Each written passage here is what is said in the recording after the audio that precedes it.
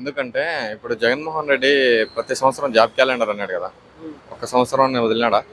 కనీసం ఏ సంవత్సరం వదల. ప్రతి సంవత్సరం 6,500 జాబ్స్ వదులుతా అన్నాడు. ఎస్ఐ కానిస్టేబుల్ వదలలేదు. గ్రూప్ 1 గ్రూప్ 2 వదులుతా అన్నాడు, వదలలేదు. ఆ?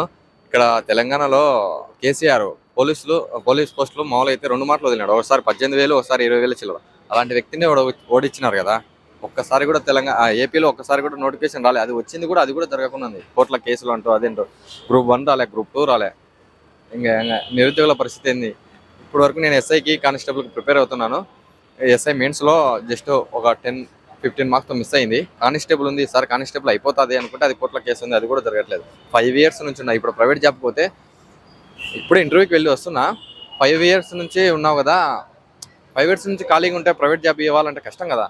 ఏదైనా చేస్తుంటే ఇస్తారు. 5 years నుంచి నువ్వు ప్రిపరేషన్లో ఉండి ఇప్పుడు ప్రైవేట్ జాబ్ అంటే కష్టం అంటున్నారు. ఇప్పుడు మా పరిస్థితి ఏంది?